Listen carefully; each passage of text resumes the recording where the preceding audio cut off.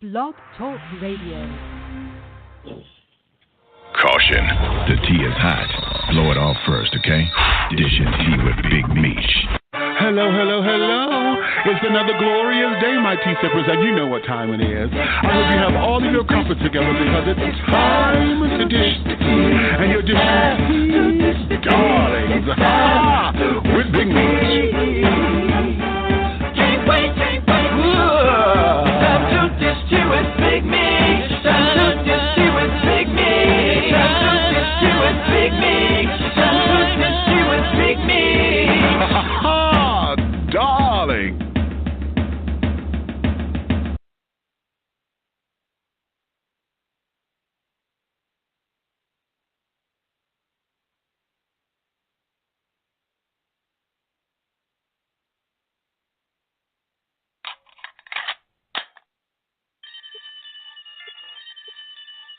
Sound without focus is just noise. You don't wanna be pissing me off, cause you're pissing me off. Stop pissing me off. How can I attract you all? Cause I crack 'em all, Black Christian Dior. I've been listening more. I've been looking real hard, but I still ain't found what I'm listening for. Yo, hypocrisy's got to me. It's got to be something better than bitches and cheddar and glorified mediocrity. Profanity's got to be something managed more properly. But half of these sad-ass rappers need a bag for colostomy. I sag on them constantly. I'm half an anomaly. I sit back and laugh at them calmly, cause half of them comedy. You worthless niggas must step up your preparation so you don't get caught off guard when caught in battle situations. Just muster up some courage, go see Oz if you need to. And when you finish with the games, I'm bringing God when I meet you. I'm talking Wrath of Khan, stronger than the quads on an African. Y'all Bruce Wayne? Okay, I'm Bruce Wayne when the mask is on. No diss to B-Dub, cause that's my soldier and he gon' help me fold you sorry ass niggas up into the trunk space of a B-Dub. This just ain't for the drug dealers, ain't just for the pimps. I won't just aim at you thug niggas, I'll aim at you wimps. Cause the damage we do with guns, y'all do more with your lips. How about this? Pleading the fifth or bleeding the grip? Shut up. Them clown niggas, I act a fool on them. That's right, you want them, you got them. Who that? We that? Okay, let go. Big O. Let a real nigga loose. Talk slick, throw him in the air like a deuce. Beat him down like you don't care about the truth. How tight, more tight than the hair by the roots. Hella tight, even compared to a new. So brave, sometimes I'm compared to the truth. So hard on them, they compare me to booze. They dare me to choose and prepare me to lose. Now a bear on the loose. Nigga more fly than the hair on a goose. Nigga more tight than a silverback gorilla from Manila sitting on a little chair in a booth. And they dare me to. Don't go there, yes there, let's do it. Who that? Big O, Mr. Tell him anything and I.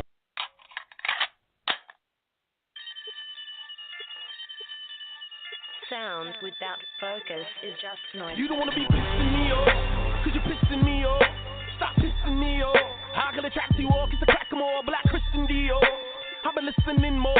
I've been looking real hard, but I still ain't found what I'm listening for. Yo, hypocrisy's got to me. It's got to be something better than bitches and cheddar and glorified mediocrity. Profanity's got to be something managed more properly. But half of these sad-ass rappers need a bag for colostomy. I sag on them constantly. I'm half an anomaly. I sit back and laugh at them calmly, cause half of them comedy. You worthless niggas must step up your preparation so you don't get caught off guard when caught in battle situations. Just muster up some courage, go see Oz if you need to. And when you finish with the games, I'm bringing God when I meet you. I'm talking Wrath of Khan, stronger than the quads on an African. Y'all Bruce Wayne? Okay, I'm Bruce Wayne when the mask is on. No diss to B-Dub, cause that's my soldier and he gon' help me fold you sorry ass niggas up into the trunk space of a B-Dub. This just ain't for the drug dealers, ain't just for the pimps. I won't just aim at you thug niggas, I'll aim at you wimps. Cause the damage we do with guns, y'all do more with your lips. How about this? Pleading the fifth or bleeding the grip? Shut up. Them clown niggas, I act a fool on them. That's right, you want them, you got them. Who that? We that? Okay, let go. Big O. Let a real nigga loose. Talk slick, throw him in the air like a deuce. Beat him down like you don't care about the truth. How tight, more tight than the hair by the roots. Hella tight, even compared to a new. So brave, sometimes I'm compared to the truth. So hard on them, they compare me to booze. They dare me to choose and prepare me to lose. Now a bear on the loose. Nigga more fly than the hair on a goose. Nigga more tight than a silverback gorilla from Manila sitting on a little chair in a booth. And they dare me to. Don't go there, yes there, let's do it. Who that? Big O, Mr. Tell him anything and now we thinking he can do it. I'm talking top of the world, I'm talking top of your girl screaming, I'm coming in, no stopping me, dude. Still finna bop at these booties, Rudy Pooties out there thinking they can try to get the drop on me too. How about I pull up in a wobbly coupe? Or get the double right up off of the stoop. In an all black thickies with a bald head like it's a movie. I'm running in the street, popping this flu.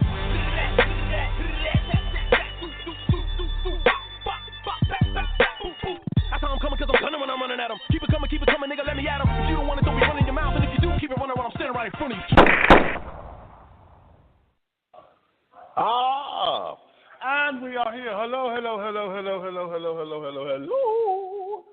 Hello to everyone out there in Blog Talk Radio land, here in the glorious United States of America and across the globe.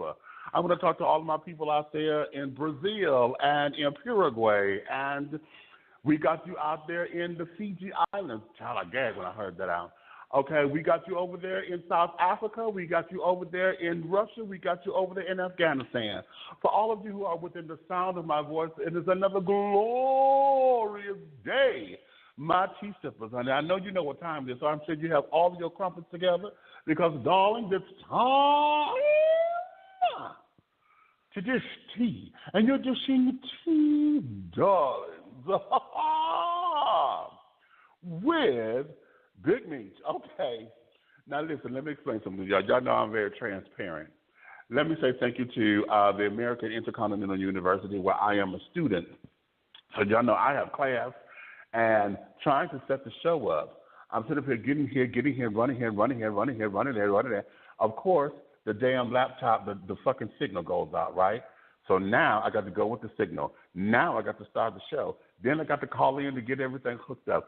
So God knows how to humble me, right? Every time I have something that I'm doing that I find to be big and illustrious and all this and the other, God knows how to humble me. So for those of you who are waiting in the queue, wondering like what the hell is going on, is this real, is it whatever, it's real, baby. It's just that God has a way of keeping me together. So now that we are here, I'm going to make some things happen real quickly because I want to get into the show, and I don't want to make this real long. For those of you who are listening by computer, want to come in on the T line, in the T room, honey, wait a minute, did I launch it yet? How about that? It is now up and running. So come on up in here, and if you want to join in, just go ahead over there to the tea room. Get your tea over there responsibly, please.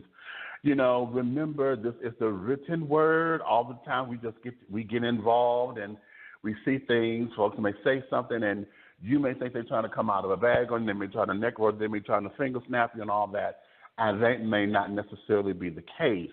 It just is you can't hear how they talk, so you don't know how they say certain words and how they put their little slant on the word or whatever. So you may think or take it personally, and that may not be the case. So come over here, dish your tea in here responsibly. If you do not have a page, just go in to blogtalkradio.com. Just set up a page like any normal social media outlet. Set up a page, you come in, and you will see your name. If you don't, you'll see guest and a number, which means you can see what's going on, but you won't be able to interact, okay? So let me also say this. Dishing Tea with Big Meach is for mature audiences, and the language and or subject matters that you hear on this program are not intended for children or anyone who is not mature and or responsible enough to handle it, okay?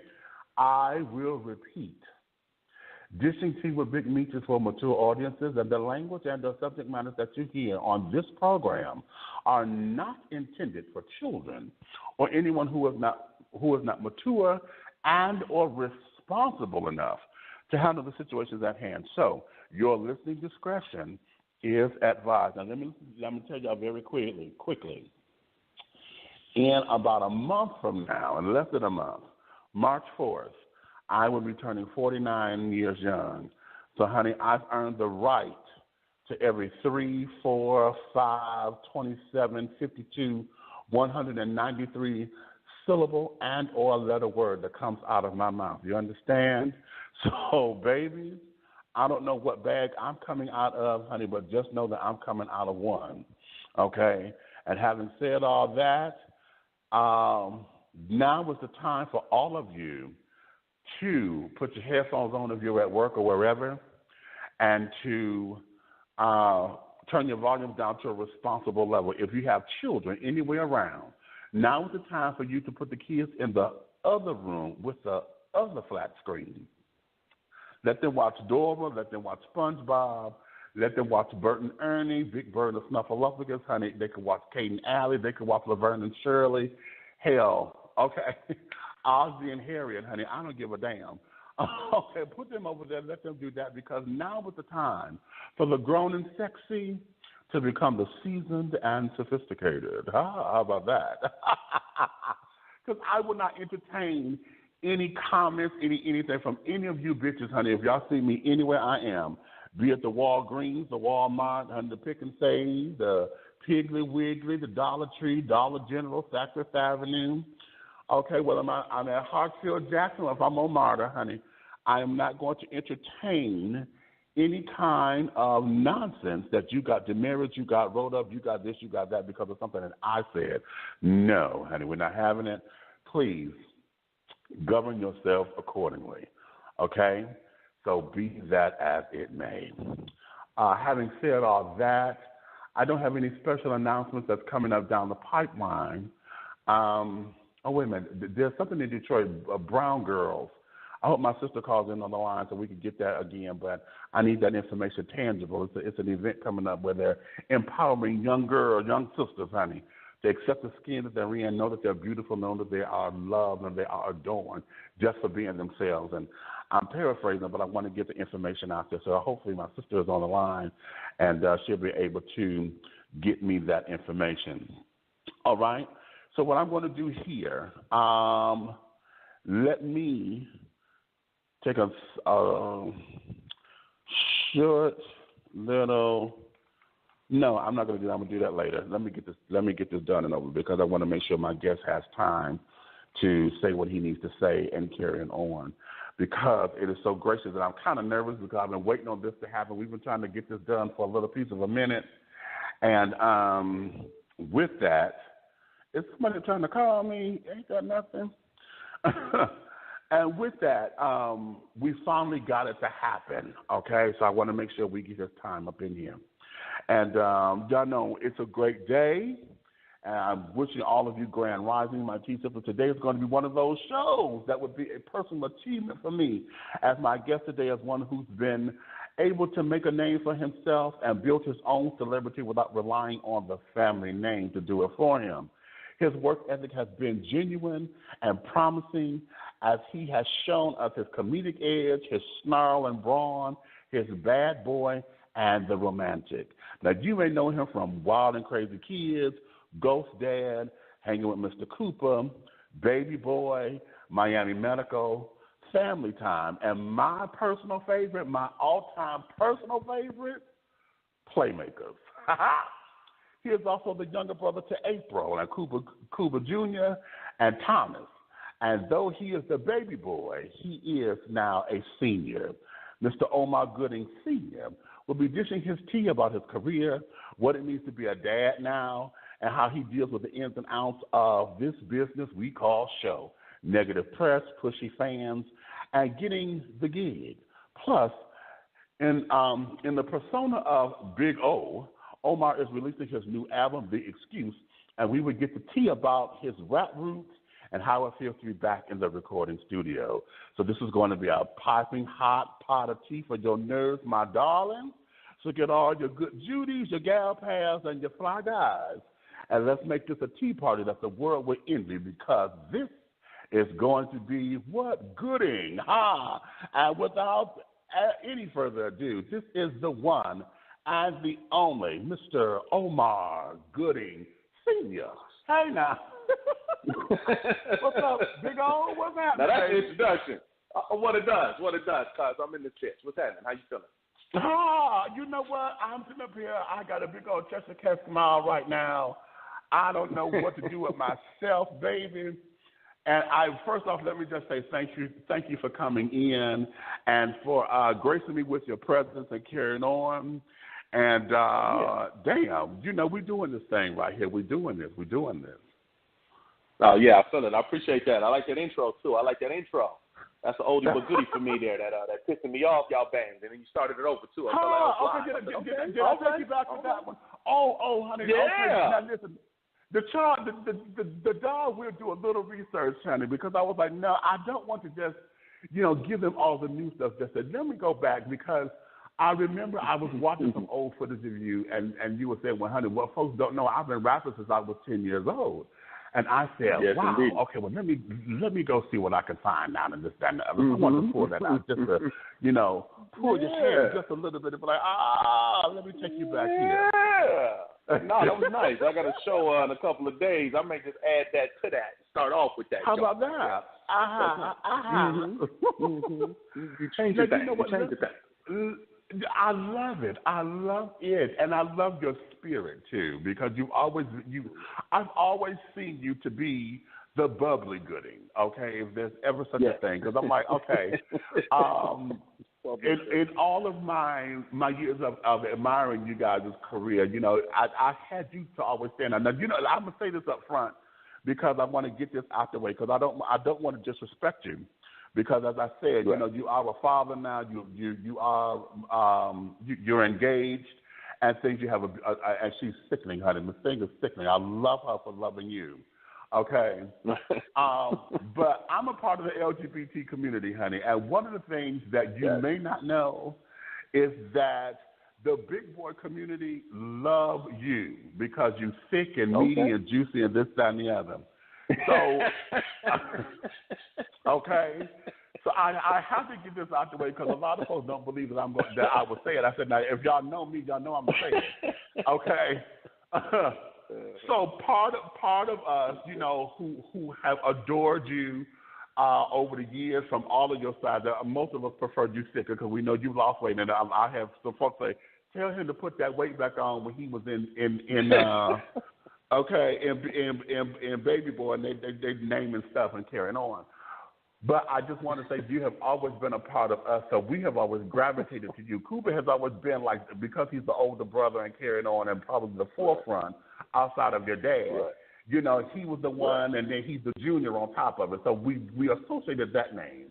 But, baby, you got a whole audience of your own simply because we were sitting up there digging on you. And if ever you caught yourself daydreaming and didn't know what the hell you were, that's because one of us had snatched you. Shit,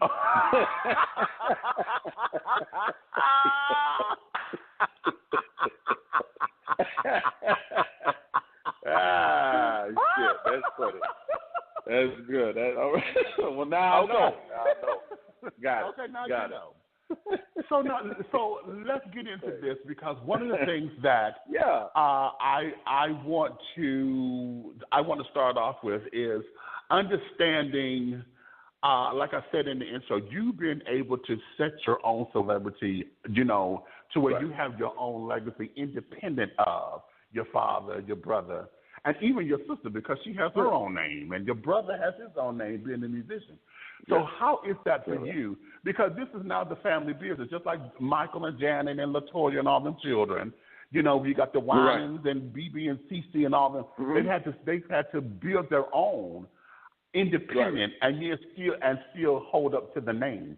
So what was that like for you in being Omar versus being Cuba? Well, the funny, what the funny thing is, a lot of people don't realize is that there's a 10-year difference between my brother and myself. Mm-hmm. You know what I mean? Mm-hmm. 10 years, that's like another generation. You know what I mean? Exactly. Like when he's 21, 22, he's going out to the club. He ain't taking me with him.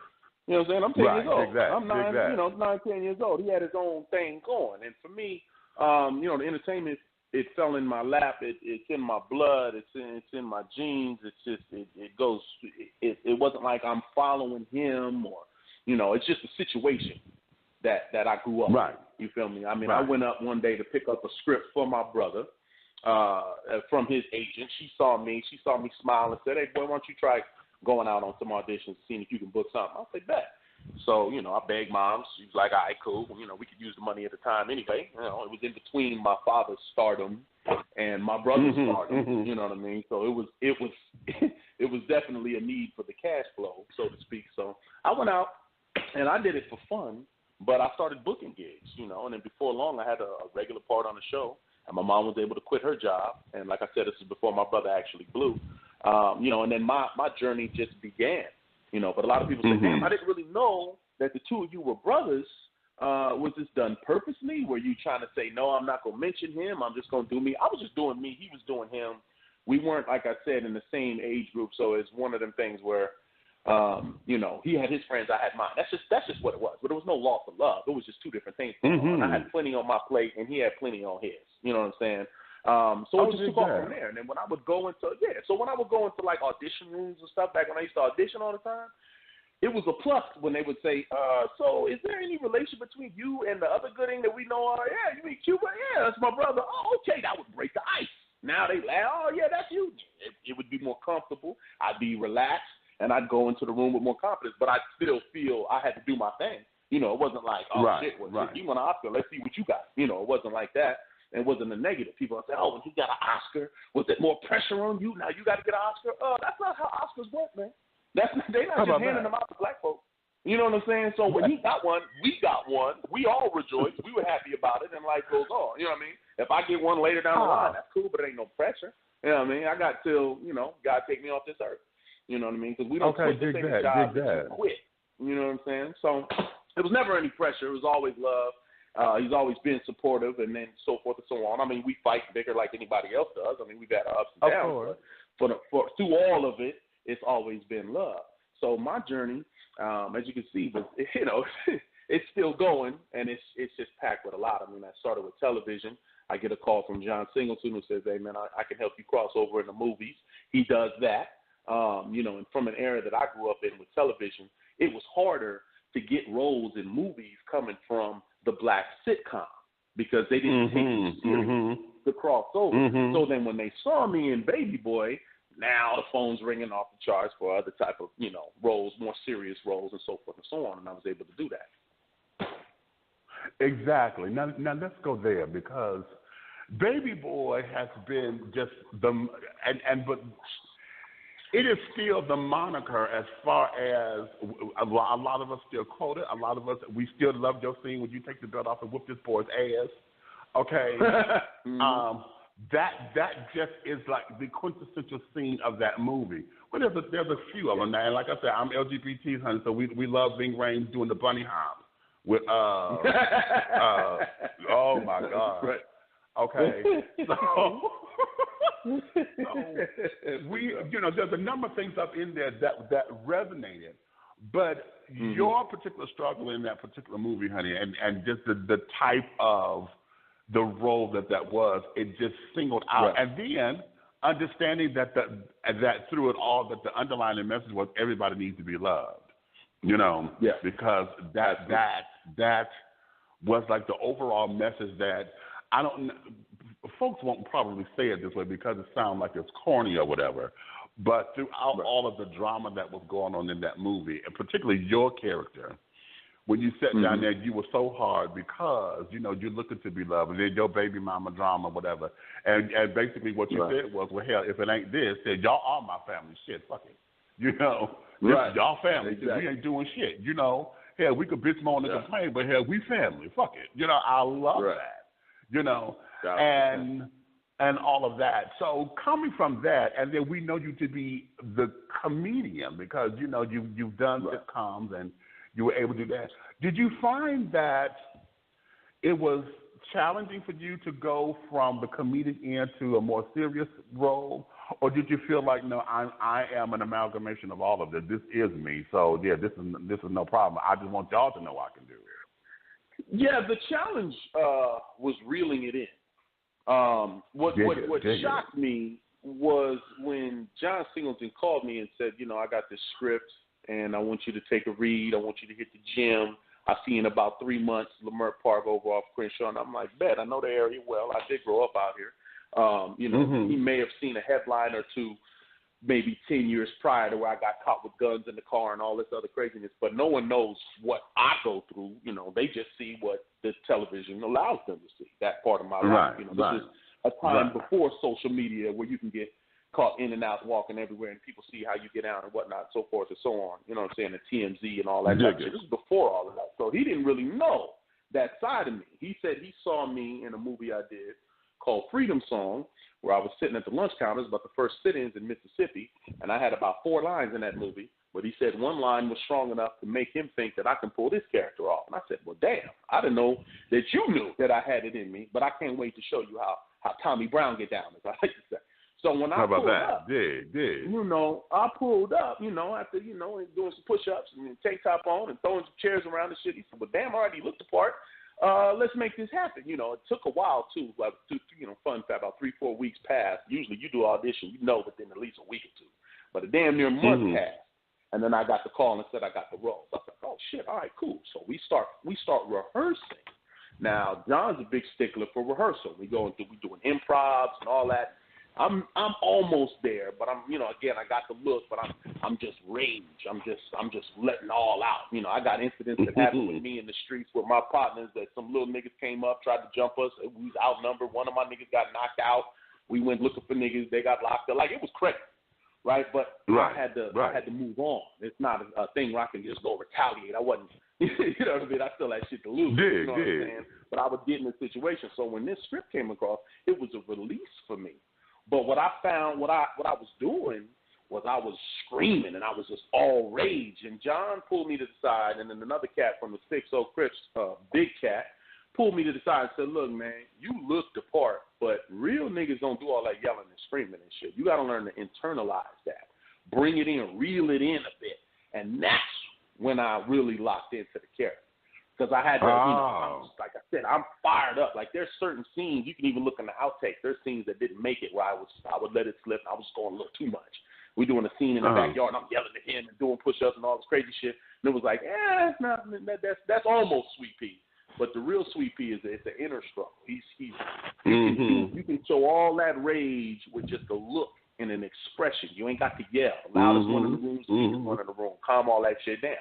You know what I mean? So that's the struggle that I had in the beginning. But once the camera started rolling and we got to the first day of filming, John said that this first scene out the gate that we shot out of the movie was the one in the garage where I'm pacing around telling Jody I want to be saved. That was the first scene out the gate. He said, this is the scene I'm sending to Sony so that they know that we on the right track and they keep bringing this money so we can finish this film. So I need you to come out the box hard. Whatever you got to do to get your heart pumping, jump up and down, do some push-ups, whatever, get it going. So by the time he said action, my heart was racing, and you can see it just building up and bubbling inside of me, and I still use that technique to this day. No matter what kind of role I do, jumping up and down, I'm finna get down. Yeah, yes, indeed. Yeah. Okay. All right. Wow. Now, see, you know what? See, they really need you over there at the studio, Joe, because, see, I can see you sitting down and giving it kind of, you know what I'm saying? Because, see, as an actor myself, sitting down and really understanding how to hone in on your craft and how to take those jewels in order to solidify. I'm very big on character development. I'm a director, too. So, my whole thing is get into this character, honey, because it's the little details that make it. Now, it's just like a suit fitting well. Why? Because the tailor sits down there and detail it to your body. Now, you may not know the stitching that motherfucker used, but you know better when you put that there, when you put it on, shit, okay. Don't be right. And that, that's what this is. So let me go here, because throughout your career, we have seen, the evolution of Omar. And I have to go reference this, because this here, like I said, it was one of my all-time favorites of your body of work. God damn it. And that was Playmakers. Yeah. Okay. Yeah. That was a fun time. Oh my God! Yeah, that was a fun time in my life, my God! Now let me tell you about this. Now the other dream, people say what your favorite projects and stuff like that. And I can go on and on about different, roles that I've taken and parts that I've been able to portray and have a good time in. But between the fact that one, I always wanted to play football, and the first day of high school, by the time I understand when I was, like I said, when I was 10. I landed a regular role on Wild and Crazy Kids. That went for 3 years. Then immediately following that, I landed a role on Hanging with Mr. Cooper, and that went for 5 years. And then right when that ended, one of the executive producers that used to be a part of Hanging with Mr. Cooper started a new show called Smart Guy, and I joined that. And then that ran for an additional 3 years. By the time that ended, I'm now 23, 24 years old. All right. So high school was right in between all of that. I'm already steady working, but I wanted to play football. So I showed up for the first day of football practice.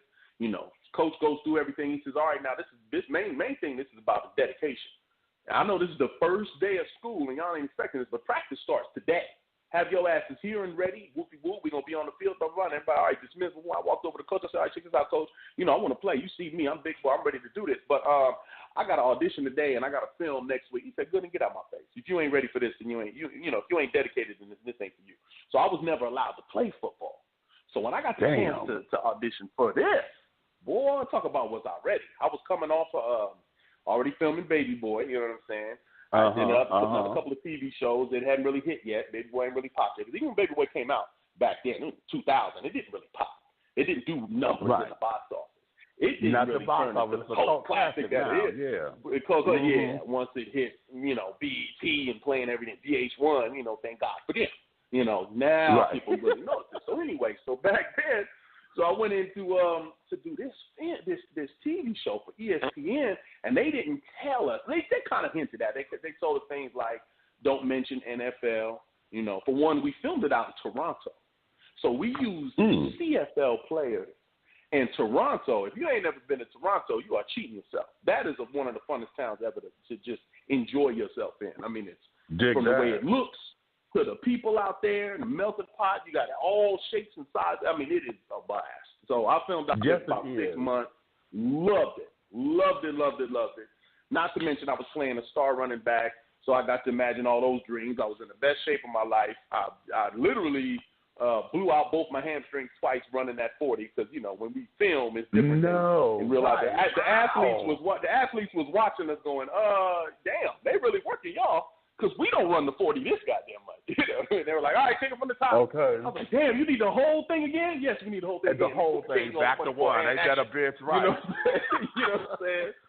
But yeah, Playmakers was the shit. It was absolute fun time. And we also poured so much into it because we were trying to get picked up for another season. We didn't know it was going to be long ago. I know, because y'all left me fucking hanging. Oh, yeah. I mean, it was that, we was like, next season, this is what we going to do. And this, we was all pumped up and going on. And then they said, you know what? NFL just ain't going for it. They just ain't going for it. Even though the ratings were completely through the roof. I mean, talk about stardom. I was a superstar. When it aired, I went to Vegas one time, and you thought I was Michael Jackson. It was insane. I couldn't walk nowhere by myself. I had to start getting security. I was like, damn, is it seriously like this? And it wasn't black folk. It was everybody. We're talking ESPN.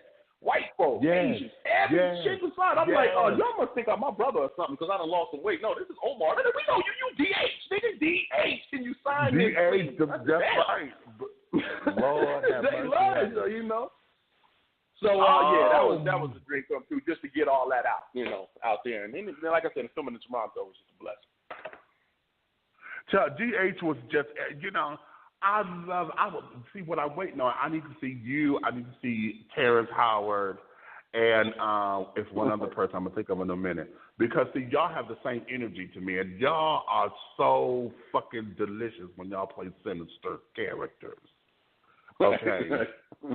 Y'all are fucking delicious. And Demetrius, honey, of course, is my name. Okay, so I was like, oh, hell, you would have my damn name, right? So... and Demetrius being who he was, and then I'm telling you, again, we all fell out when you showed your ass because they loved Playmakers was really a homoerotic thing because y'all knew what y'all were doing because all of us, child, we had watch parties for Playmakers. And now I'm from Detroit, child, so, okay, yes, we were all everywhere. But the character itself, honey, was just so fucking that way.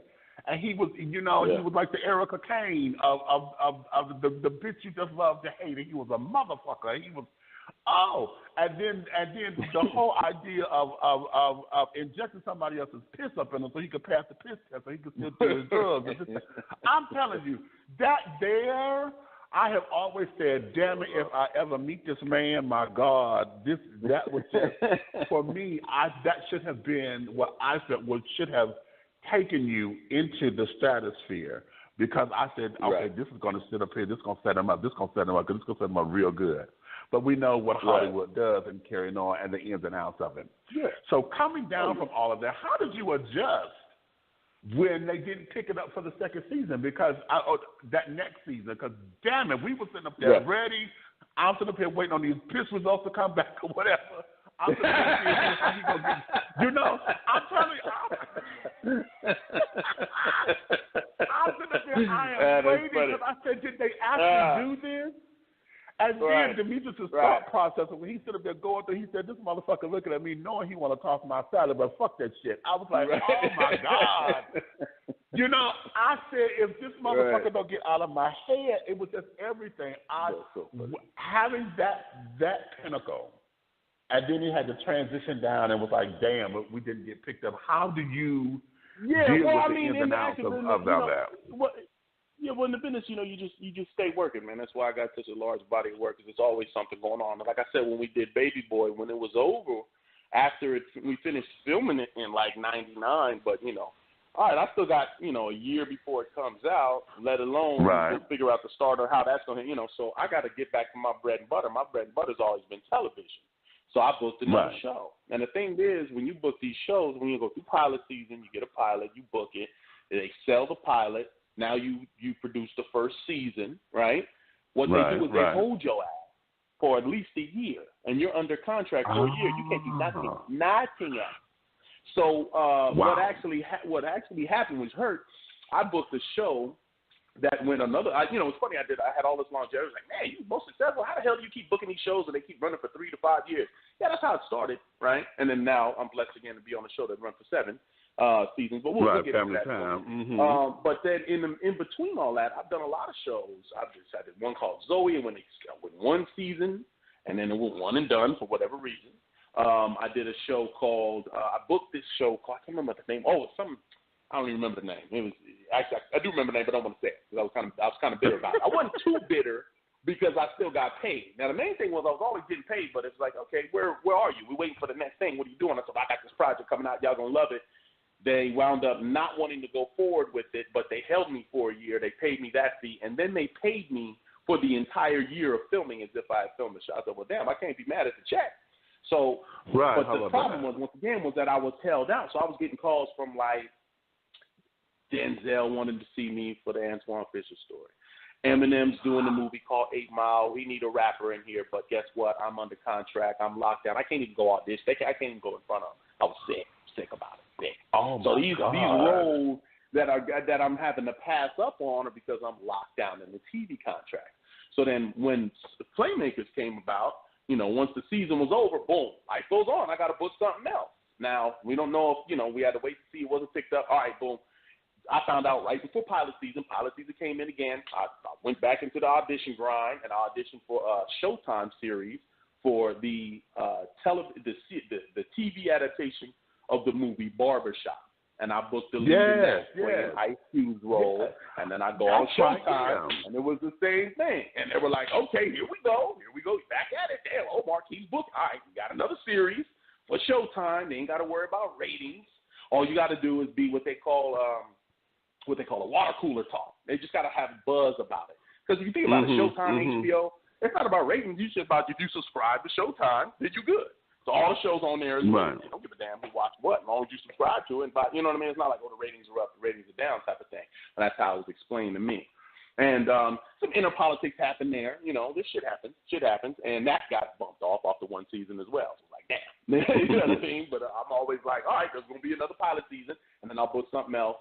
And then I'd have to look at my resume and go down a timeline. I can't remember what came after that. But, a couple things I did. Deadwood on HBO, which was one of my favorites. And then, other shows pop up. And that's just kind of how it happens. One thing happens after the other, and I just keep going without having a real lull in time. I had to literally fire my agents and representation in order to get a break. Because mostly people do something for 30 years, you get to retire. I've been doing this. I'm 32. I started when I was 10. So when I hit 40, I was like, all right, okay, whew, all right.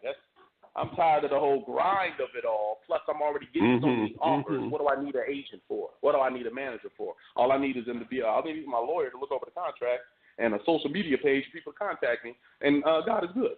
So that's kind of how it was. And it went offer to offer to offer. I got an offer to play.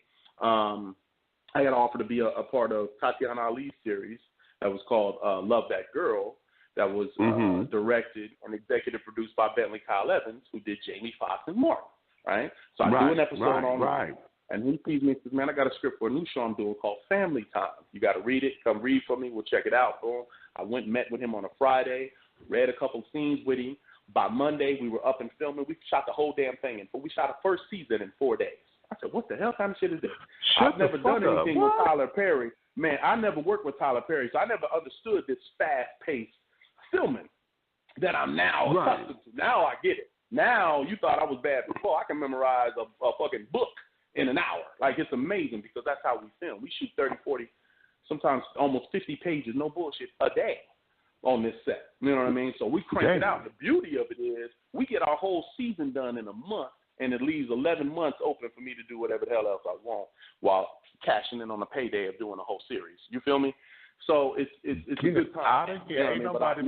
You know what I mean? I can, you know what I'm saying? I can pick and choose my roles. I have time to finally put some music out. You know what I mean? Which transitions into what I'm, getting down to then when I'm releasing is a full album called The Excuse, which touches on a little bit of everything that we kind of talked about right now. You know what I mean? So I want to, this is the beginning for Big O, even though I've done music for a while, but it's the first time that I've done a solo project. So this solo album is called The Excuse by Big O. It's produced by Focus, who's one of Aftermath, one of Dre's producers. But I've known him for 20-some-odd plus years. And this week, him and I said, let's link together and let's do an album. He said, I'll produce it for you, and all I need is that fire from you. So I said, bet. Now, he know how I get down. I listen to West Coast, East Coast. I just listen to hip-hop. Grew up on rap forever. Plus, my daddy was a singer, so I know real singing, and now I got to hear for music at the same time. But I'm a thinker. I like to think. I like to ponder. I like to, put some time and effort into my lyrics. So when you hear my music, I done spent some time on these words. And it takes it back to the old school that I grew up in, the hieroglyphics and back in the day. And, niggas actually saying something, not to the younger generation. Stop fucking with my nerve, boy. Hey, I'm just saying, we used to get down. You know what I'm saying? You know what I'm saying? The far side. You know what I'm saying? Passing me by. You know what I mean? So I'm like, so you know what I mean? So that's where we at with it, man. This new album. Now, you know what? That's a perfect setup. That's a perfect setup. So right here, why don't we do that? And let's give them the title track right now. And that is The Excuse. Let's do it.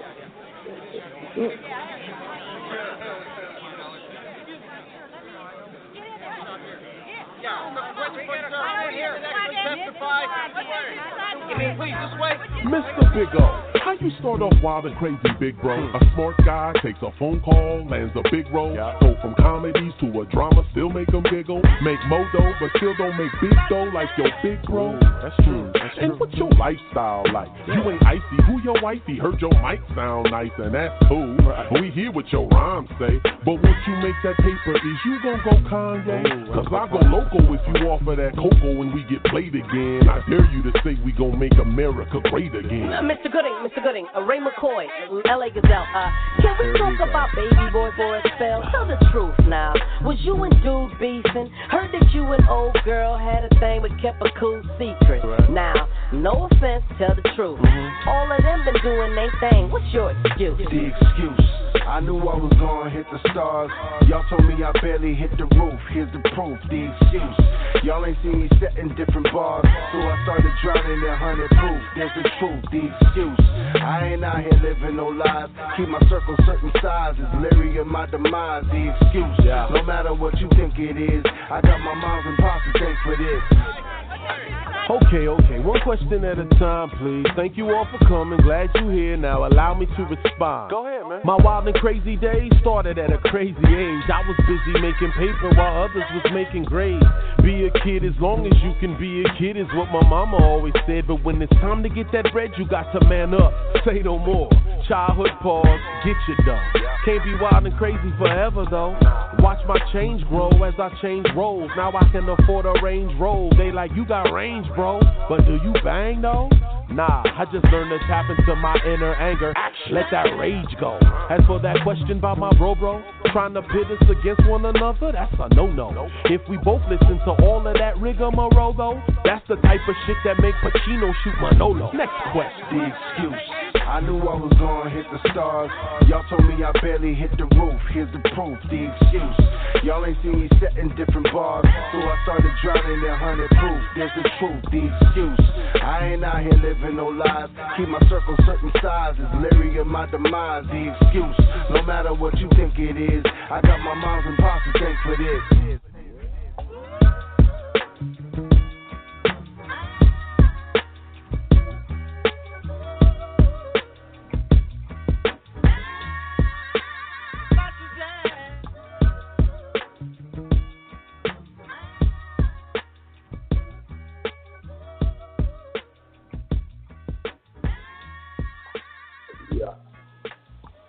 Oh yeah, you got the long version, the album version right there. Yeah, baby. Yeah. Let me tell you something.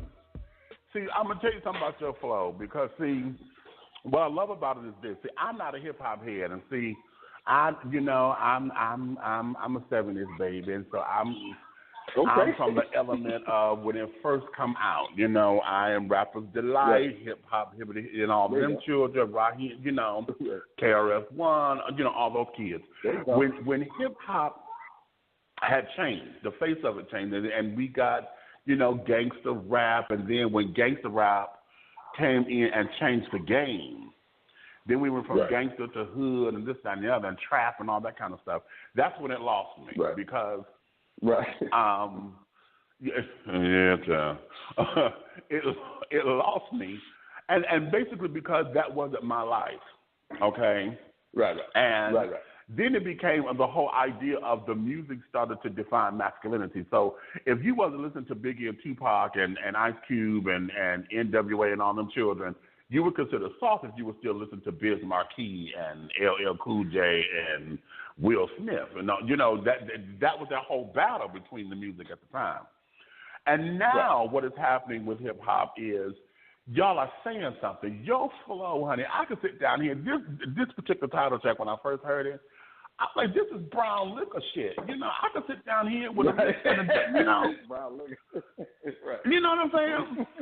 And then it got that groove, and then it carried on when you sit down. Actually, if this still has Mac-ability to it. You know, when you at the club, you just sit down there and try to Mac with somebody. If you're trying to get some play for the evening, this still has that feel to it. And it's feel good music with a message in it. Because most of the hip hop music and stuff was very angry. You know, it had that vibe. And if you listen to it, it got in your head too damn long. You ready to fuck something up. But this still has feel good music to it. So I have to applaud you because it's like this is what I know it to be.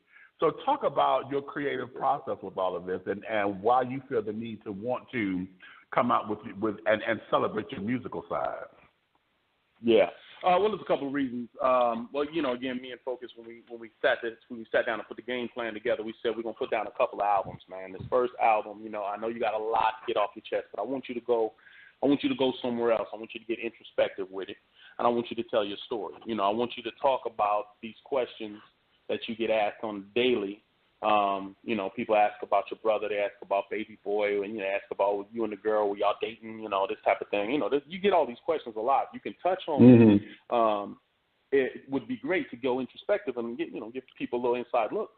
And I said, you know, I never really rapped like that before, you know, because I never felt the need to try to, you know, start the song off saying, hey, guess what? This is me. I'm Omar Gooding, blah, blah, blah. You remember me from this, and now that I got your attention, now listen to this type of thing. It's just not how I was built. I mean, I was just like, let the music speak for itself. I would like to let the talent speak for itself and let Big O create himself type of thing. You know, but, you know, later on in life, you kind of go, okay, maybe you need to, you know, push the envelope a little bit. Maybe combine both worlds just a bit so that people know who they're listening to and then go, okay, all right, and then it's that, well, it better be good type of thing. I'm like, oh, well, don't worry about that. You know, I'm a perfectionist anyway, so I'm going to make sure that I've dotted all my I's and crossed all my T's in that regard. So I got one of the best producers in the game who's very meticulous. You know, the music is strong. The single that we put out called Swim, I teamed up with a brother. Yeah, we're going to come up to that next. Yeah, and he is a bad man of jam. Now, what he did is they sent me the beat. And when I got the beat, I said, oh, this beat, man, let me go crazy. And I wrote like 10 different verses, right? I just didn't know which way to go. I was going all over the place. And then he said, well, hold on, I got a brother Black Soda do the hook. Listen to this hook. When I heard that hook, I said, if I can throw them 10 verses out, let me start up again. You know what I mean? And I think I kept maybe one of them for like the first verse. And then I said, all right, now let me just lean into this hook, still give them a little bit of me. And for this to be the single, me to reintroduce myself, you'll see through the song me kind of go through the evolution of my hip-hop. My hip-hop started not only with, you know, more thoughtful lyrics, but also the ability to speak very fast, which means rap very fast. I listened to niggas. I listened to, you know, then back in the day, and they would show me how to put words together quickly and dodge effects and all that. And I said, okay, wait, hold on, let me try that. And they had one line, it was thicker, richer, bigger, better. And I was like, what? And I said it faster, thicker, the richer, the bigger, the better. So for some reason, they just flow together better. Some words fit together. You can't say anything fast. Don't let nobody fool you. Oh, you can just say any words fast. You can talk fast, you can talk fast. No, certain words flow together better. So once I learned how to manipulate that, plus make it make sense and make it rhyme, there became my style. So, you know, in this single, you'll hear me start off with a little bit of that, but then kind of slow it down to try to get my point across so that I'm really heard, you know what I mean? And then we go into like this, what I call a cinematic third verse, where he specifically told me, he said, look, this is what I want you to do. This last verse, we're going to do the video and everything, and I want it to be something where it looks like you're standing at the edge of the cliff about to jump, and we want to feel that in the lyrics. I'm like, say no more. He said, I'm going to slow it down a little bit, and we played with the idea of screwing the whole verse, and I didn't like how that sounded because when I wrote it, you can hear what I was going for in my lyrics through how I was manipulating my own voice, if you know what I mean. So when you put the screw on it, it just had a different effect. So what we settled on is him just screwing a couple of the verses, a couple of the words, rather, a couple of the lines you'll hear. But most of it stays intact. And then, halfway through the verse, it speeds up again, and then it goes back into that rock, you know what I mean? And then it goes back into that delicious hook.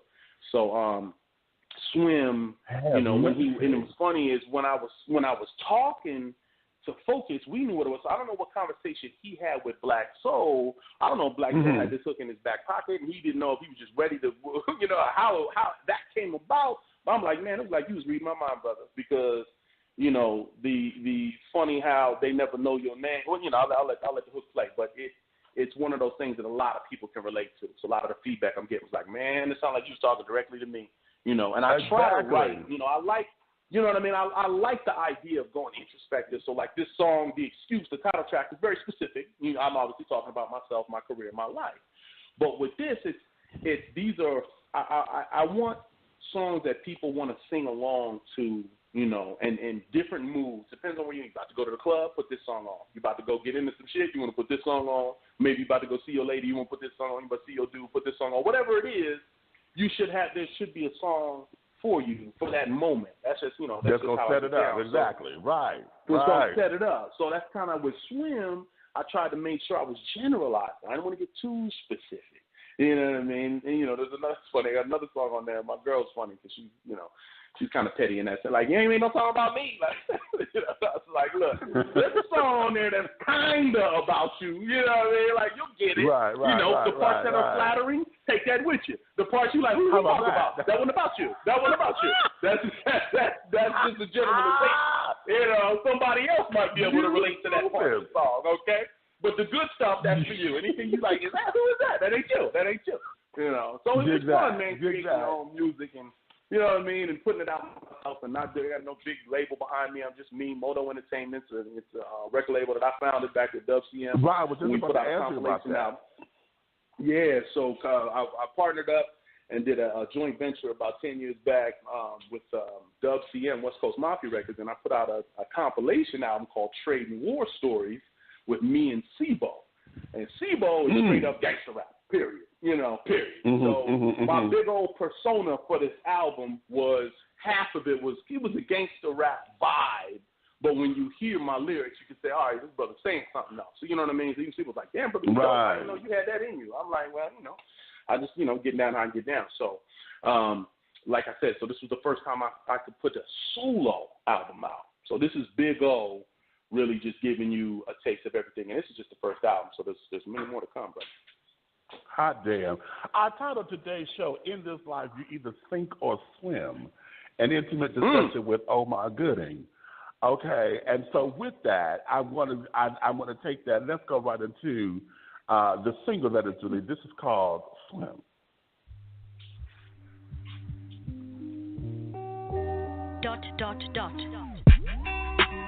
Fears.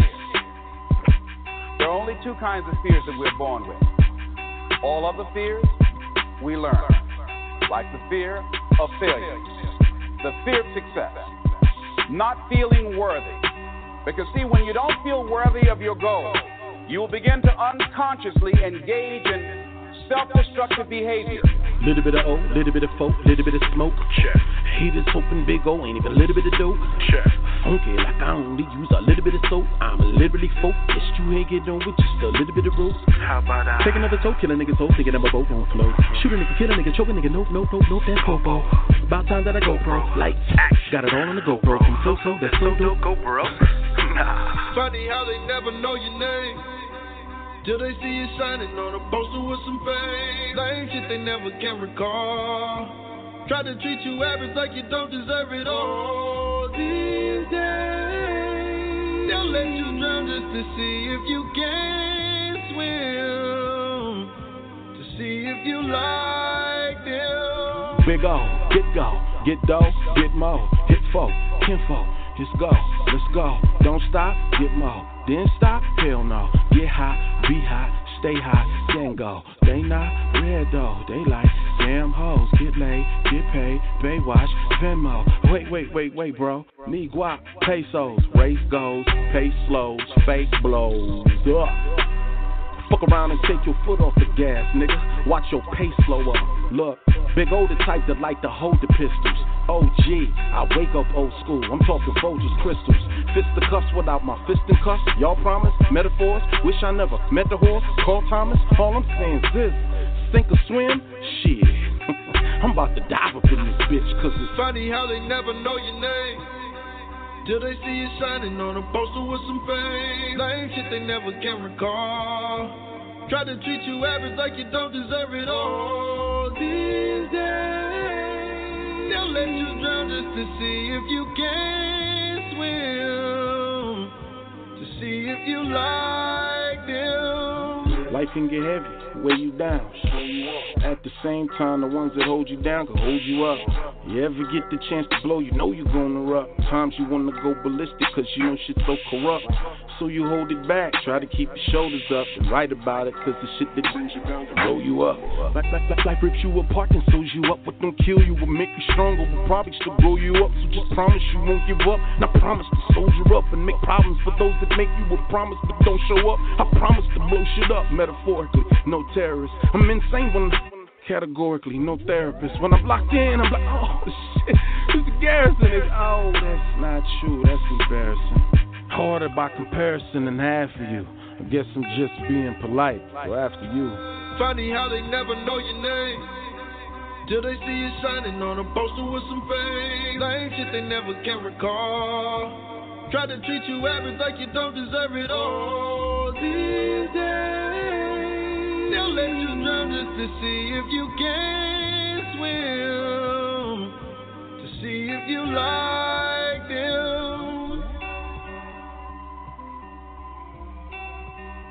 That might have been it.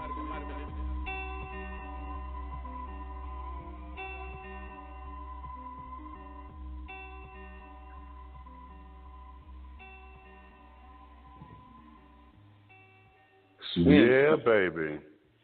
Yeah, baby. Again, when I heard this, I was like, oh my God.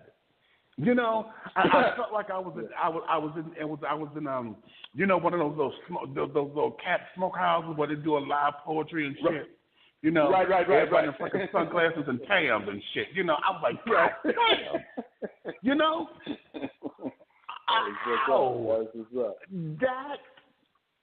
I'm sitting there. I'm getting excited because, and I got to slow down because I'm getting tongue tied because I get excited when I hear good music because I'm like, God damn it. You know, that there is what drives me. It sits down there and it's sick. See, this is the kind of shit that sits in your shoulders. And then I'm a hitter. Y'all can't be around me and carrying on because, see, I'm one of them bitches to where if you hit the note right, honey, it's going to get me. But this is, it gets into my spine. It go up my fucking spine and gets a two-stepping up my goddamn spine. I'm like, you better do this, say this shit. You know. And that's what this is. I know, that's I'm right. like, God damn. That damn groove, it's that groove on that, baby. And it's like, I'm hearing this in somebody's movies, on somebody's movie soundtrack. Right. Oh, this has got to be on somebody's movie soundtrack. Now that's a no-brainer. Somebody got to pick this up. Somebody's got to pick this up. Okay? Right. And because this groove is too flat, and then your flow in there. your flow in this and your syncopation is you know, it's very staccato and it's on purpose. And I love this shit. And I'm not a hip hop head like this, but I love this shit. Good. That's what I'm going for. That was, you know what I'm saying? We kind of bring it back. You know what I mean? You know, and again, that's what it is. We gotta do it. We gotta do it. This is what I grew up. This is what listening to the music I've listened to. This is what I get back. This is what I've heard. You know what I mean? Some of this music now, I'm like, I don't know where it's gonna go from here. You know, some people make a little bit of weird shit and they be like, oh, that's cool. And then the whole genre pops up from that. And they're like, yeah, we all should do this shit. Like, no, knock it off. Please don't auto-tune nothing else. Would you knock it off? I heard that. Let that be what that was for that little time, and let's move on. But it is coming back. I feel that, you know. So, you know, let's get it. Let's go. I got a whole album full. I heard that. So we dropping that thing in about a week. Mm-hmm. Let's go here because you're saying that this here chronicles and tells your story. And right now, we are in a very, very, very, very sensitive world. Yeah. You know, with Kevin Hart getting the backlash that he did for shit from his past, the shit that he has said. I found an article with you know, and I didn't. Now, from the LGBT community, you're gonna hear this from me. I didn't take it that way. Okay, the argument you got into with the white guy at the place, you know. That bullshit. You should have whooped his ass. Actually, I was like, please kick his ass, because he was on my nerves. Okay, he was on my nerves. But we're in a very, very, very, very sensitive time, and it's sad to say this, and I'm gonna go on record saying this, and you're gonna hear this from me. You may not hear this from another gay person, but it pisses me off that my community, the LGBT community, particularly my Caucasian brothers and sisters, has got our world so sensitive to where folks cannot have an opinion anymore. You know, everything becomes hate speech. Everything becomes this. Everything becomes that. And so now, because of that, folks can't have a past. Folks can't say, I've matured from my mistakes, or even if they didn't see it as a fucking mistake, hey, that's what it was then, this is now. You know? Now that we're here, how do you think your music can help bridge that gap to us coming back to some kind of civility? You know, it's not my purpose to preach per se, but to save who I can and help who I can if they'll listen. If you hear something and it connects to you, and you can say, you know what, I dig that. This is me. I come from an era, you know. One thing I will say this. I said I wouldn't get on my soapbox today, but one thing I would. I don't think that if you know, there's a lot of cycles that we have to break. You know, I remember I used to have pets, and I used to beat the hell out of my pets because I used to get beat, and my parents used to get beat, and they were, you know, descendants of slaves and this and that, blah blah blah. But wrong is fucking wrong. And I don't care what happened to you as a child. You know right from wrong. It's not an excuse to continue the cycle. All right. Now, you know, that incident that happened with me in Vegas, it was completely spun. You know, it actually was an incident between me and an African-American gentleman over his trying to flex his superiority over me because I was hungry, and he probably noticed who I was. And the food I was getting was for my wife and her friend. And, you know, without getting into the entire story, the white dude jumped up and said, hey, shut up all that yelling over there. And I was like, motherfucker, who's you talking to? You know, and I called him every name I could think of to try to get him to do something. And he happened to be with two women at the time. You know what I mean? So it was a whole lot of shit that had nothing to do with anything that the headline said. But you still have to watch when you watch the clip.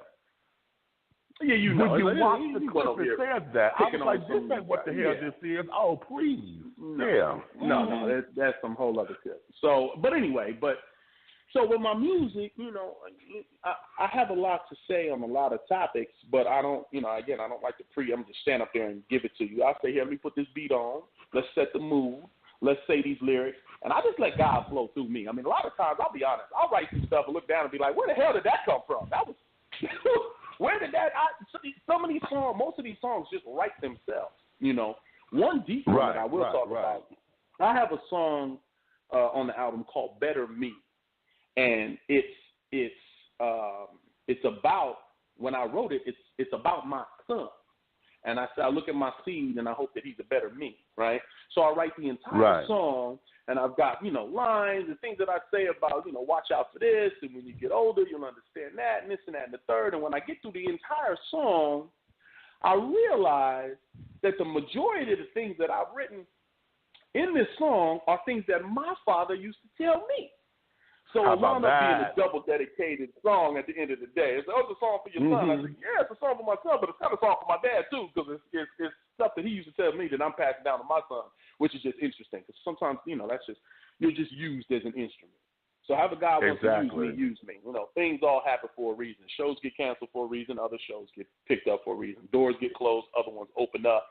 You know what I mean? And I tell people in this song, soldier up, and I'm a soldier up for you, because I'm very aware of everything that goes around me, and that's what people have to be. Do you have advice for people up and coming? Do you have a bit to get not have to worry about the casting couch or getting abused or sexually harassed and blah, blah? Yeah, keep your damn eyes open. Pay attention to what's going on around you. It really ain't that damn hard. When you see the shit about to go down and you stick around, you gonna fall victim to that shit. I know when they say, oh, but it's time for me to go to fuck home. You see some people wilding out and getting put on TMZ every damn weekend, and some niggas you don't see all that damn much because they know when the cameras is on. Let's get the fuck out of here. Let's hit this back door. How about that? I got a team around me to say, let's go now. We ain't getting involved in none of that. And every once in a while, you get caught on tape for cursing a motherfucker out over a piece of pizza. You know what I mean? You can't hit everything. But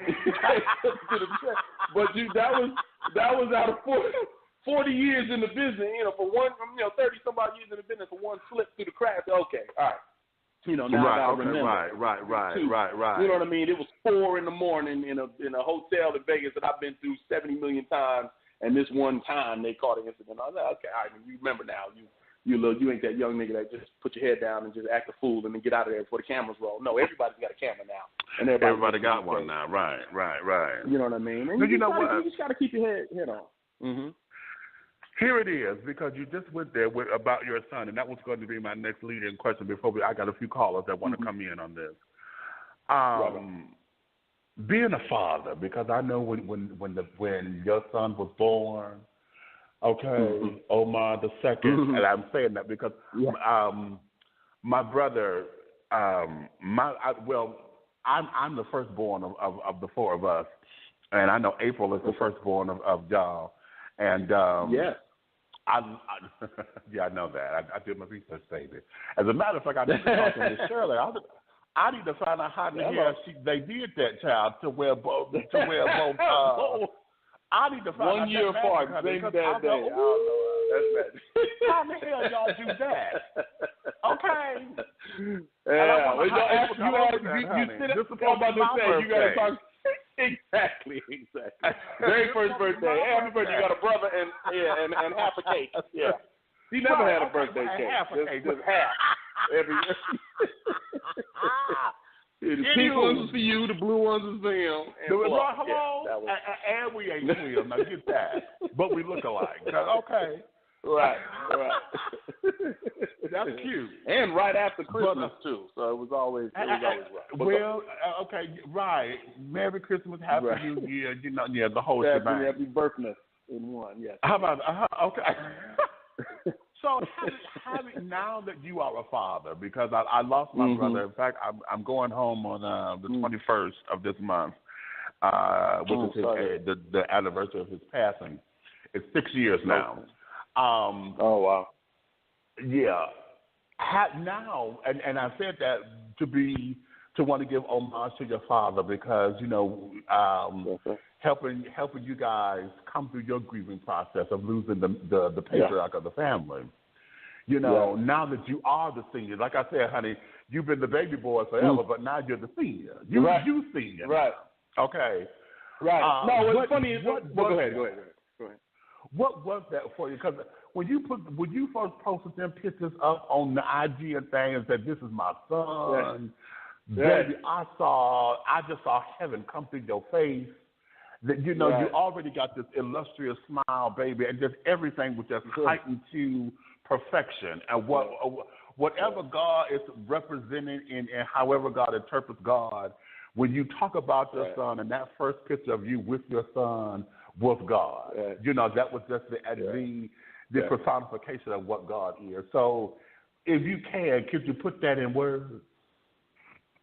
Well, it was a lot, man. I mean, I was 40 years old. I'm only 42 now. He just turned 2.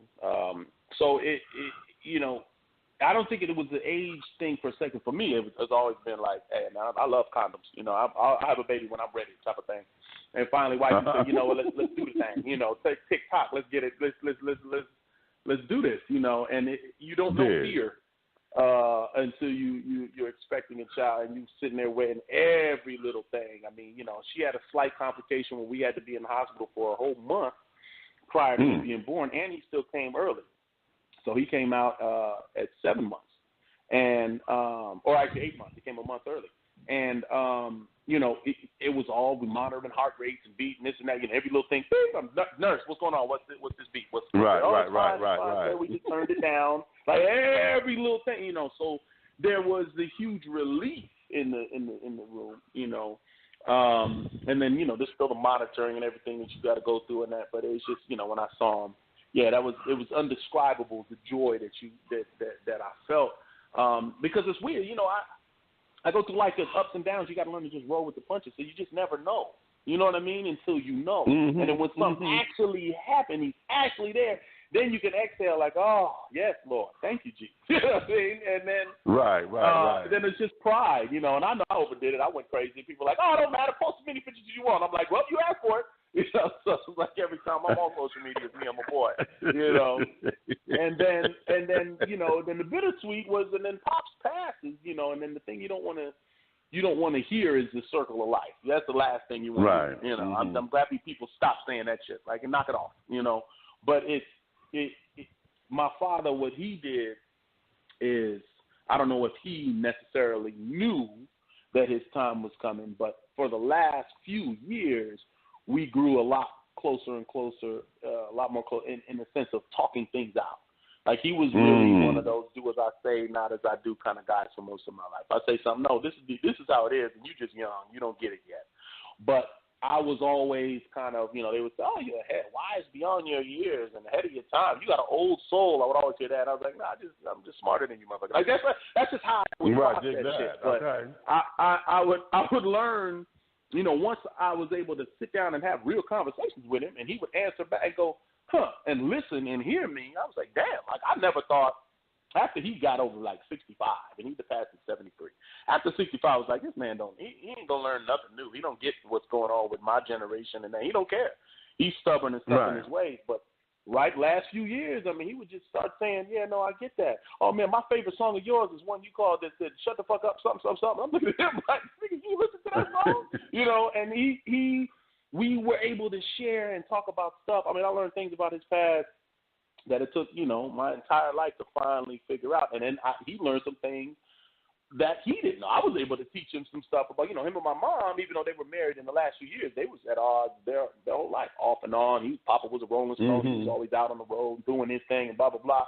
And there was a lot of things he didn't know. Like, he felt the need that he would have to explain to me his side of things and how he, well, this is how it really was. And I know your mother told you this and told you that. And I'm like, no, she didn't. You don't understand. She worshipped you, bro. That's why there wasn't no other nigga in the house. She didn't remarry. Right. There were no other dudes in the house, nigga. Not that me and my brother, anybody would have allowed it any other way. But how about that? Okay, how about she that? She always held you up, and he never understood. He's like, damn, I never knew that. And I was like, yeah. They would argue and talk shit, boop, boop, boop, hang up the phone, but then she'd turn around and be like, now respect your father, because that is the man. If you're whoop, whoop, and this and that, I was like, damn, all right, mama, okay, cool. And that's how I always felt, so I always felt I had to respect him. But he always felt like he was being disrespected every time he hung up the phone or wasn't there, and he never knew that. So anyway, but that, and just the way the world works and learning to think how people around you think, and, call a spade and a duck, and just, read the situation for what it is. There's a lot of things that he taught me that I just can't wait to tell my son. My son is just now walking and talking and getting stuff down, and I'm just like, I want to just sit him down for 30 minutes and an hour and just listen here. Let me tell you something. And when you get 12, you got to watch out for this and that. You know what I mean? But I know there's not time for all that. So like with this music, which is dope, is that I get to express stuff. And listen, how can you write a song for somebody who's 2 years old? You don't know. I'm just telling you what's coming. Because I know it came from my dad saw it. He passed it down to me. My brother, he'll kick down knowledge. I see him go through stuff. Him and I, we have a certain different type of relationship. We talk and we work it out in different ways. But me and my dad were just thick as thieves. Like, we could talk, So losing him was a pain that I never even realized was possible. You know what I mean? Right. It's still a work in progress to get through it, but now it's a little more joy now because it's pride. I listen to his music and I listen to the things he can do with his voice and the ear that he had, and I talk to his colleagues that tell me, oh yeah, he produced all that. He was good. And I remember watching him on stage, and now he would conduct the band. He would be in the middle of a song and say, stop the song, stop. Hold on, people, hold on. Fuck is you doing? Play this beat here. I want you to bring that up, and you could follow me 5, 6, and go, and start that whole song again right from everybody. I'll be like, damn. Okay, like, no, get this right. He said, y'all ain't finna embarrass me in front of these people. This ain't me. This is them. You get on your shit. He will curse them out in front of you. He will curse you out behind the stage. He will tell you about yourself. He never held nothing back. So it wasn't an overwhelming sadness of things that were left unsaid. Because he said everything that was on his mind at all times. And a lot of people love him, including us, for that. So that's the type of quality that I would like to have going forward. And as I talk to my son, hey, man, you talk to me about anything. You can be whoever you want. You can add. You can do whatever you want. Just commit to it. And don't worry about nobody else but yourself. And know that you got my support no matter what it is. That fear of not being able to feel like you can talk to somebody is one of the worst feelings in the world. Especially if it's somebody that you value their opinion. Okay. Let's go to these phone lines. I got these phone lines burning up, child. I want to go here, 818-358. 818-358. You're dishing tea with Big Meach to say hello to Mr. Omar Gooding Sr. How about that? Big Meach, you my treasurer for the 300 elite winning team members. Omar Gooding, you are one of my favorite artists. When I say you're an artist, you're more than just an actor, entertainer, a writer, director. You're an artist. Whatever you touch, you bring it to life. But I gotta do your line, and then I have to do my spiel. Oh, what you think you got some heart? You think you got some heart? Shut up. Look at me. I am Pastor Don Jr., CEO of the Entertainment Worldwide Network. Our broadcast network goes out to 3 million households globally, 25 AM and FM radio markets domestically. I have been in the entertainment industry when I was 3 months. I am now 40. I'm the founder and the commissioner of the 300 elite winning team members. Big Meach is my treasurer, so when my money man calls me and say I'm going to have Omar Gooding on the phone, you got to get on. We're working on a $4.5 million initiative to bring back the community. The 4 themes of our tour: save the children, feed the hungry, peace in the streets, and a great commission. The overall objective, we're going to purchase 22 abandoned buildings in the top 22 markets, highest crime, highest violence, no media coverage. We're going to work within a 20-mile radius of the prisons to do a prison reentry system. The reason why I'm laying all this stuff out is because I've said this stuff 1,000 times. But no matter how many times I said it, he know my mama. He's out of 300 people on the winning team. This is the only one I ever put on the phone with my mama. This is my money man. So if my money man called me and he say the pastor, CEO, and I'm running for president in 2024. Don't get it twisted, bro. I'm not playing with it. I got the resources, everything like your same thing what you did with your career. My bread and butter is the entertainment industry. My bread, where I'm about to go ahead and get into heaven, is the philanthropy work. But if you're trying to pray for people and they hungry and they broke and they starving, they don't want to hear nothing about God. Right. Or you put money in their pocket, whether they Christian, Catholic, Muslim, Jews, Jehovah's Witness, Scientology, atheist, Mason, whatever. You put that green on the wood and make the deal good, they're more willing to listen. I say all that to say, Omar Gooding, I have one question for you, brother. I have one question. Because I, too, lived in my father's shadow for over 30 years. I got blackballed twice in this industry. How does it feel to be on the top of your game, to say that I'm on the top of the mountain now? Y'all can't talk about yesterday. Yesterday is gone. It's a canceled check. Tomorrow's a promissory note. This is my cash in hand. How you feeling, my brother? I mean, just tell me, how does it feel to break away? Oh, yeah, it feels good. It feels good. But, you know, like I said before, I felt like I've always been in my own lane, and it was never really – it didn't feel like a shadow, you know. So I try to embrace it all. We're all in this together. You know what I mean? My brother won an Oscar. We all did that. You know what I'm saying? So, but I do think it's important to individualize and to do your own thing, and to, you know, because that way people will respect you for that. You know, you walk in saying, I'm such and such a Weezy Whoop, and they're like, okay, that's great. Where's he at? You know what I mean? So that should never help me. So I you know what I mean? So I like to be able to say, well, you know, I'm me, you know. And it's funny, you keep calling me senior. I love that because I'll get this out there. This happens. I'll go out and people say, oh, man, come in. We got a brother in the house, man. I want to give him a shout out. Give him a shout out to Omar Gooding Jr. I said, well, now, hold on a second. Hold on. What the hell? You going to put a junior on my name? Because my brother got a junior. Come on, man. Come on. I had to do the same thing. I'm going to keep it 100. I have to keep it 100 with you, and I love you for saying that. Okay, I'm going to give you my lineage. First, I started out as Don Cody Jr. All I could do was get the coffee, fix the desk. I couldn't answer the phone. There was only 9 lines in the office. There's 8 of us in the office. The 9th line is ringing. I have nothing to do, and they say, you together, you can't answer the phone. Okay, fast forward. I finally make it. I'm in the room. I'm sitting with, shouts out to the people at Universal and the people that paid me the $3,000. I'm sitting in the room with the people with Tito Jackson and all his management, and then they tell me, and no matter how tough I am, man, I've been doing it for, like, at the time, I was about, like, 18, 19 years, and they said, you Don Cody Jr., you look familiar. Man, oh, God, it snatched the wind out of themselves, but I had to keep the game face on. Can you kind of tell them how those $1 million meeting works? Because I got a lot of people calling in, and I need to make sure I address this question right because you are a wealth of knowledge, and I've been really reading on Wikipedia. I knew who you was. I'm a fan of Baby Boy, but at the end of the day, I watch your new show that's on the CW right now. I watch it religiously, and I'm mad as hell that oh, my God, that's another story, but my question to you is, after moving out the shadow, you get in these rooms and you know you out the shadow.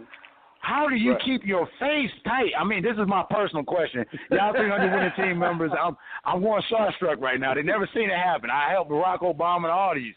But how do you keep your game face on when they say, oh, no, you're not a Pastor Don Jr. CEO. No, that's Don Jr. That's Don's son. It's like, Like I put these 300 people together. Yeah, I've been in 40 out of 50 states. How do you do it? It's tough. Yeah, that's liquor. No, it's tough. It's tough. You gotta learn to laugh. Hey, you heard me say it live on your show. Hold on. We gotta do the plug. This is Dishing the Tea with Big Meach. The call-in number is 347-205-9183. Once again, that call-in number is 347-205-9183. And if you're writing slow, I'm gonna say it slow. 347-205-9183. We have a living legend in the building right now. This is Omar Gooding Sr., OG living legend. Y'all come and show y'all love. Press number 1 on your keypad. Big Meach is hosting. With that being said, I apologize, but I got to do my radio thing. It's in my blood, and I can't run away from it. Oh, good. Thanks, Don. Okay, keep your ears on, Don. I'm going to go to another caller right now. I'm going on mute, baby. I love you. Thank you. Okay. Thank you, Big Meach, and thank you, Omar. I want to be here, and I hear everything. I declare like Batman. Okay. 313-258. 313-258. You are on the line. Dishing Tea with Big Meach and say hello to Omar Gooding Senior. I love saying that. Hello, Mr. Senior. Hey. I just wanted to know, I've been hearing you talk for a while, and when I did hear your song, in that song, it said that you can go down a path of doing destructive things. What kind of information would you give somebody who has not got to that point yet, but feel like they're getting there? How could they go about coming from that point to recover? Oh, that's a good question. Well, it depends, on the person. I mean, hopefully you have a faith in God. You have a higher power that you could turn to and go to your quiet place, because if it gets too hard, you got to give it to him. There's a lot of times you'll travel down that path and you'll think, oh, I got this. It ain't going to suck me in. I can stick a toe in and I can just get a little wet and I can pull out and I'll be able to get up out of this. But if it gets too hard, you got to know when to pull the plug because ain't nothing worth your health and your happiness. You know what I'm saying? So know the signs. If you even know that it's coming, you see it coming. Like you making this call, you asking this question like, look, this shit is getting rough. Step back, especially if you think I might not be able to handle this because there's no easy way to, to answer that question in the sense of, well, it's just simple. All you have to do is this. Ain't nothing simple. Life is hard. There's always going to be challenges. There's always going to be stuff that's going to be put in your path to try to deter you. Now, if you know you have a calling for whatever path it is that you're on, then you have to stay the course and you just have to see the enemy because the enemy is there. He'll be right in your face. He'll throw that thing, he'll put it right in, tempting. He'll tempt you all the way. Even when you think, ooh, all right, we try to exhale and you be good. Never exhale. Never trust what you hear by just what, someone just tell you something, you just take it for face value and then say, well, I can bet the farm on this and I can go ahead and spend this money because this check is always coming. Don't count them chickens for their hatch. Don't cash that check before you got the bills in your hand. And don't take their word for it. Do your own research. And if you have a support system, rely on them. Take them with you. Don't do nothing by yourself because when you by yourself, that's when the enemy is the loudest and he will scream in your ear and tell you shit that's not real. You got to be able to turn it off. Okay. Yes, ma'am. And also, Big Meach, I just wanted to say, the program that we were talking about earlier, it's nationwide. It's called International Brown Girls Day, which is February the 23rd. And us here in Detroit, what we were trying to do with Detroit Parent Network and Hope Start here is try to get try to kill two birds with one stone, is celebrate Black History Month as well, but also celebrating our Black women and our girls who are brown skin so they can love the skin that they're in. And so what we're trying to do is still being set up, so that's why I have no location and time right now. But we're trying to set it up where maybe we can come together at a facility and dress up as our, Black History people like Harriet Tubman, Madam C.J. Walker with our daughters, and, also give them a lesson in Black History, but also letting them know that we love the skin they're in, taking pictures and maybe posting them on social media because, I truly personally only take love pictures, and I say that because I still am, even at 41, about to be 42, I still get comfortable with my skin, but I want my daughters to understand that they are beautiful no matter what, and I need them to understand that. So that's why I ask the tough questions sometimes or try to get other answers because I'm trying to do better, and I'm trying to break a cycle from feeling out here, where you at that point where you feel like you just ready to leave this earth, and I don't want it to be that way. So trying to do better. Now, we'll talk when I get home, but all right, my baby. Keep your ears open, girl. Keep your ears open. I'm going to go here, 313-615. 313-615. You're dishing tea with Big Meach and say hello to Mr. Omar Gooding Sr. Hi, Mr. Omar Gooding Sr. Say hi. How are you, my love? I came on because you talk about the Most High God, and I really appreciate that. But I do have a question about, like you was talking about, the self-destruction. Right. How do you help somebody who's going through a crisis and they don't want to be here anymore? Well, it's a lot of ways, my love. I'm serious. You gotta stay grounded in the faith that God has put you here for a reason. You understand me? His ways are not our ways. You gotta not look upon the worldly as much. Now, there's I don't know your story. I don't know what has you hurting so much that you can't say it without breaking into tears, but I feel for you, sister. But you got to understand that you are still here for a reason. Every Every person on this planet is here for a reason and can be heard. You made a phone call and you talking to me and you have millions of people listening to you. You can make a tweet and the damn president can respond to you. You can have a celebrity reach out directly in your direct message and respond and hear your story and touch you. Or you could say something that could change their mind or somebody else that's listening's mind. You can reach homes that you can't even touch. You have no idea that are listening to you. People are hearing you now, hearing your hurt and going, damn, that could be me. But she was strong enough to call in and say, look, I'm hurting, and how can you help me with your words and your laughing and your jokes? Learn to tune out the negative if it's possible, but there's always a choice. There's always a better way. Now, it seems hard, and I've come across plenty of it, too. I just learned to laugh, too. I've learned to laugh at the devil. See, you ain't going to steal my joy, nigga. It's not going to happen. I'm going to keep laughing through it. We've been homeless. People don't know our story. We were living in the car with my brother, my sister, and a Great Dane. You know how big Great Danes are? Great Danes are humongous. Furry little diners. We were all stuffed into a bobcat. And we're going shelter to shelter and shelter. And my mama would sing, and she would pray, goodbye, shelter, hello, home, goodbye. She prayed jobs into existence. She prayed careers into existence.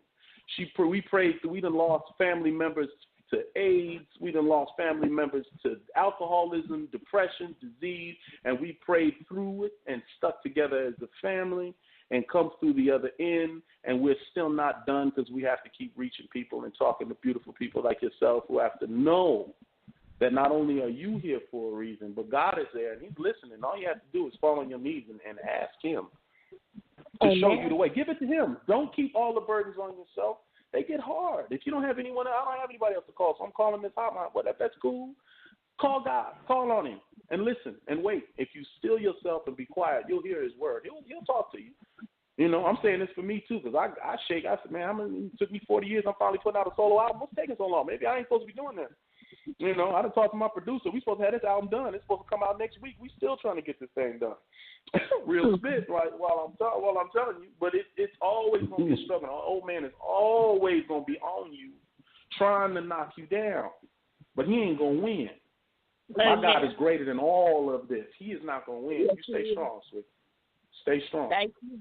God bless you. You too. All right, baby. Keep your ears open. Got to. All right, I got another one. 313-926. 313-926. You're dishing tea with Big Meach to say hello to Mr. Omar Gooding. See ya. Hello, Big Meach. How are you? I'm your birthday twin, and I'm so fascinated with you. I am everything, and everything gets me. From the first time I met you. Right, from the first time I met you and you said that to me, I'm like, oh, my God, I got to steal that. And, you know, I'm just, you know, our birthday the same day or whatnot, so I really do love you. And my first time listening was last week. And so my friend, she called, she was like, well, he's back on and he has all my you need to come and listen. I was like, okay. I was like, I'm going to make this a regular, but you have to call me on Wednesday and remind me. So she called me and I got on. And I'm sitting here listening to Omar, and I love him and Baby Boy. You know what I'm saying? And all I really wanted to say to him, talk directly to him. Omar, I love you. And I love your role in Baby Boy, especially when you guys are whooping on them kids. Got to. Them kids need whooping sometimes. So what I was saying, I took a couple notes right here, and I was saying I love you today, and I learned so much about you today. So I'm really gonna be a big fan of you now, and I love how I don't really have a question for you. I was just calling to let you know that I love how humble you are, and as we was listening to your song, and as Meach was saying. He's old school, and I'm strictly old school. I don't listen to rap all like that no more, but when I did, it was strictly old school rap. And as I was listening to your song, I got the same vibe that Meach had gave. And And when I heard it, it kind of reminded me of the Diggable Planets. I'm cool like that. Oh, okay. And that's what I was sitting here. Yeah, and I was sitting here rocking. So I'm like, okay, I can get with that because you know what I'm saying.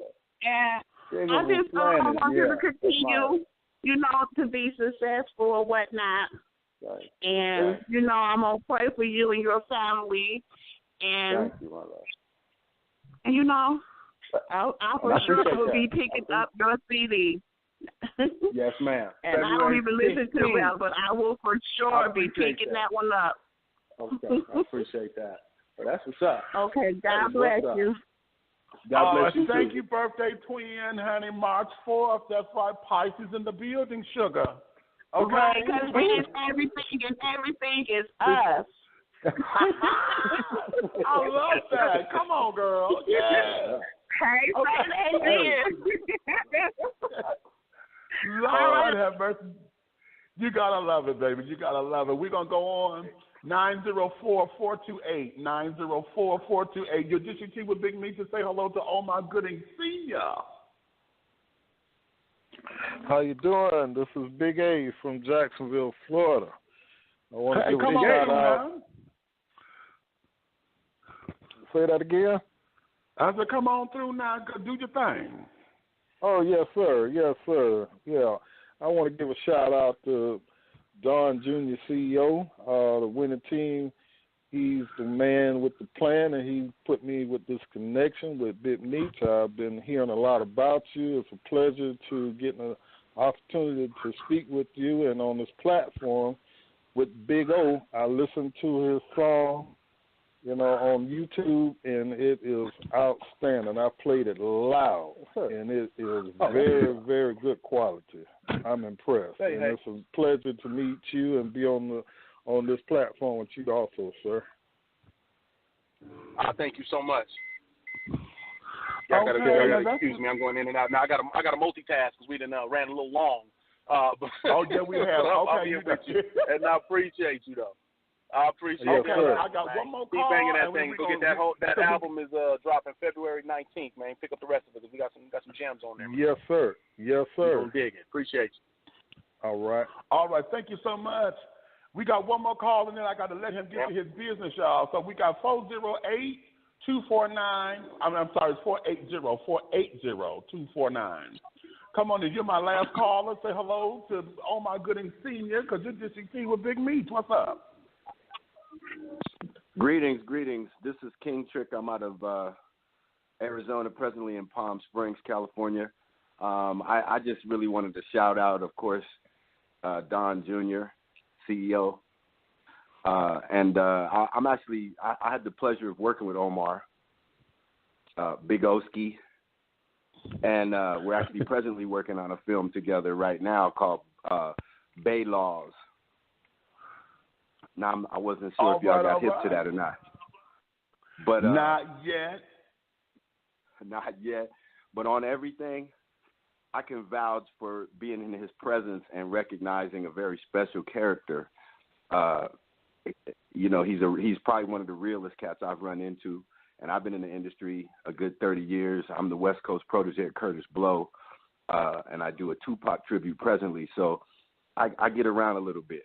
And as an artist, I had the pleasure of hearing some of Omar's music years ago by way of a gentleman named Ricky Romance and a guy named EJ out of Vegas, but that's Raz B's brother, and he had done a project with him, and he was probably one of the coldest pieces on that album. And I didn't think anybody. He rapped, and this had to be over 10 years ago, 15 years ago when I heard this song that I'm referring to. So I can tell you right now, the boy is cold. People have no idea how cold Omar is. And so I just want to say big ups. It's an honor and a pleasure to be a part of his program and the path that he's presently on. And I'm hoping that we can see him out on the road real soon because we got a tour he need to be jumping on. In a real way. No, that's right.